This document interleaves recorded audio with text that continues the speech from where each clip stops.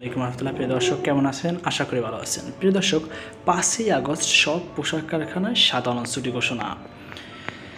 প্রিয় দর্শক, 5ই আগস্ট জুলাই গণঅভ্যুত্থান দিবস উপলক্ষে সব পোশাক শিল্প কারখানা সাধারণ ছুটি হিসেবে বন্ধ রাখার সিদ্ধান্ত নিয়েছে পোশাক মালিকদের সংগঠন বিজিএমই।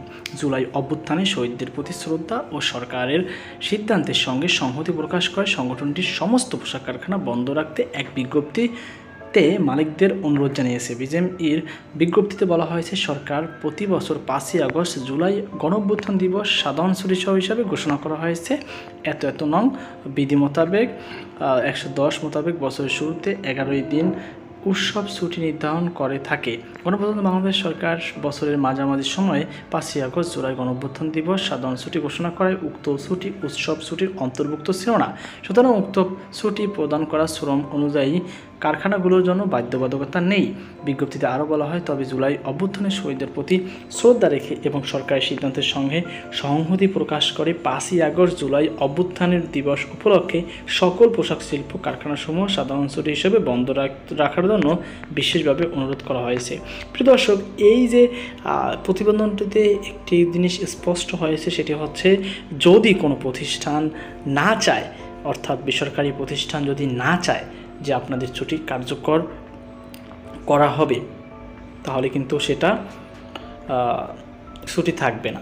অর্থাৎ সরকারের যে একটা নির্দিষ্ট একটা বিধানমালা আছে, সেটা যারা অনুসরণ করে না, তারা যদি চায় যে না আমরা খোলা রাখবো সেই প্রতিষ্ঠান, তাহলে অবশ্যই রাখতে পারে।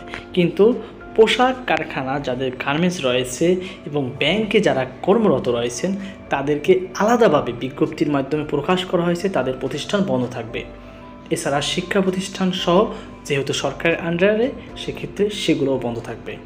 তো আশা করি আপনারা বুঝতে পারছেন যে এই বিজিএমইর বিজ্ঞপ্তিতে বলা হয়েছে, সরকার প্রতি বছর 5ই আগস্ট জুলাই গণঅভ্যুত্থান দিবস এবং সাধারণ ছুটি হিসাবে ঘোষণা করেছে।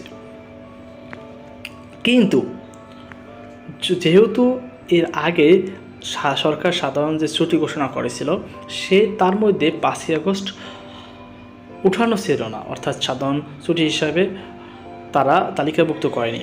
সেক্ষেত্রে ছুটি প্রদানের জন্য প্রদান করা শ্রম আইন অনুযায়ী কলকারখানার জন্য বাধ্যবাধকতা ছিল না এবং নেই। কিন্তু জুলাই গণঅভ্যুত্থানের শহীদদের স্মরণে এই দিনটি ছুটি হিসাবে কার্যকর করেছে গার্মেন্টস, শিক্ষা প্রতিষ্ঠান, এছাড়াও ব্যাংক প্রতিষ্ঠান। অর্থাৎ এরকম যদি আপনাদের প্রতিষ্ঠান, অর্থাৎ বেসরকারি প্রতিষ্ঠান যদি হয়, আর আপনি যদি সেই প্রতিষ্ঠানে কর্মরত হন, সেটা সম্পূর্ণ তাদের নিজেদের উপর নির্ভরশীল। তারা চাইলে ছুটি কার্যকর করতেও পারে এবং না চাইলে তারা কার্যকর নাও করতে পারে। এটা সম্পূর্ণ ডিপেন্ড করে আপনাদের যারা কোম্পানির মালিক পক্ষ রয়েছে তাদের হাতে। তো আশা করি আপনারা বুঝতে পেরেছেন। তো এই ছিল আমার সর্বশেষ প্রার্থনা। সকল আল্লাহ হাফেজ।